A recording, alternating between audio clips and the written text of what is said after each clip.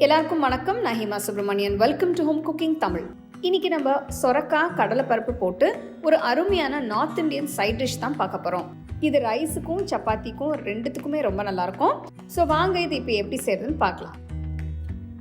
இந்த ரெசிபி பண்ணுறதுக்கு நான் 1/2 கப் கடலைப்பருப்பை 1 மணி நேரம் ஊற வச்சுருக்கேன். 1 மணி நேரத்துக்கு அப்புறம் பார்த்தீங்கன்னா பருப்பு நல்லா ஊறி இந்த மாதிரி இருக்கும். இப்போ குக்கரில் கடலைப்பருப்பை சேர்த்துக்கலாம்.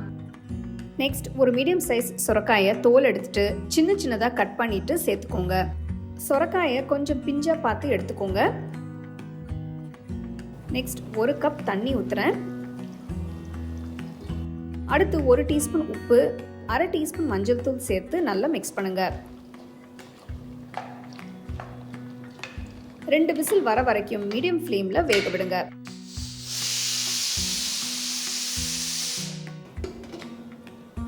பார்த்தீங்கன்னா பருப்பும் காயும் நல்லா வெந்துடுச்சு. எடுத்துட்டு தனியாக வச்சிருங்க. அகலமான கடாயில் 2 டேபிள் ஸ்பூன் எண்ணெயை ஊற்றி எண்ணெய் நல்லா சூடானதும் இதில் பட்டை, கிராம்பு, ஏலக்காய், பிரியாணி இலை, சீரகம் போடுங்க.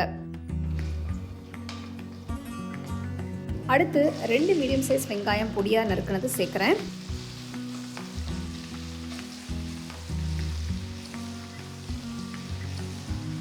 அஞ்சு நிமிஷம் வதங்கினதுக்கு அப்புறம் 1 டீஸ்பூன் இடிச்ச இஞ்சி பூண்டு பேஸ்ட்டை போடுங்க. அடுத்து 3 மீடியம் சைஸ் தக்காளி பொடியாக நறுக்கினது சேர்க்குறேன்.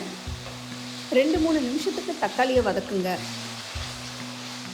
நெக்ஸ்ட் நம்ம மசாலாவை சேர்த்துக்கலாம். ஃபர்ஸ்ட் 1/2 டீஸ்பூன் உப்பு, 2 டீஸ்பூன் காஷ்மீரி மிளகாய்த்தூள், 1 டீஸ்பூன் சீரகத்தூள், 1/2 டீஸ்பூன் தனியாத்தூள். மசாலாவை சேர்த்ததும் நல்லா மிக்ஸ் பண்ணுங்க. தக்காளி நல்லா சாஃப்டாக ஆகிற வரைக்கும் நல்லா வதக்குங்க. தக்காளி நல்லா வெந்துடுச்சு. இப்போ இதில் 2 டேபிள் ஸ்பூன் தண்ணியை ஊற்றுறேன். தண்ணி ஊற்றும் போது மசாலா நல்லா வெந்து வரும். நல்ல கிரேவி கன்சிஸ்டன்சி கிடைக்கணும்.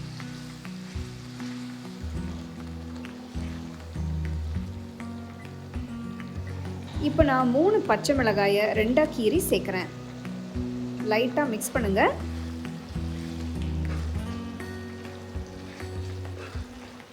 நெக்ஸ்ட் வேக வச்ச பருப்பையும் காயும் ஆட் பண்ணிக்கலாம். எல்லாம் சேர்த்து நல்லா மிக்ஸ் பண்ணுங்க. ஒரு நல்ல ஃப்ளேவருக்காக நான் இப்போ 1 டீஸ்பூன் கரம் மசாலா தூள் சேர்க்குறேன். லைட்டாக மிக்ஸ் பண்ணிடுங்க. சுரைக்காய் பருப்பு கூட்டு சூப்பராக வந்துட்டுருக்கு. ஃப்ளேவரும் ரொம்ப நல்லாயிருக்கு. இப்போது கடாயை மூடி வச்சு 10 நிமிஷத்துக்கு லோ ஃப்ளேமில் வேக விடுங்க. 10 நிமிஷத்துக்கு அப்புறம் பார்த்தீங்கன்னா சுரைக்காய் பருப்பு கூட்டு சூப்பராக ரெடி ஆயிடுச்சு.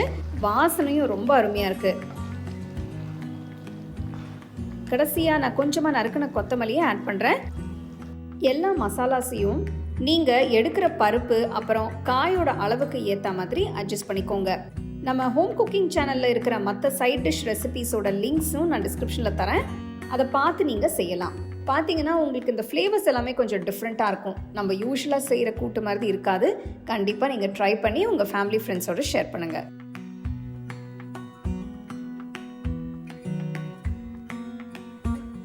உங்களுக்கு இந்த ரெசிபி பிடிச்சிருந்தா லைக் பண்ணி ஷேர் பண்ணி ஹோம் குக்கிங் தமிழ் சேனலுக்கு சப்ஸ்கிரைப் பண்ணுங்கள். மறக்காமல் பெல் ஐக்கானை கிளிக் பண்ணுங்கள்.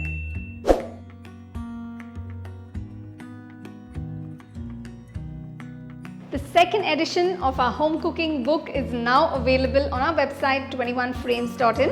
I'll give you the link in the description. You can go and check it out. The book is currently available only in India for now, so you can place your orders on 21frames.in.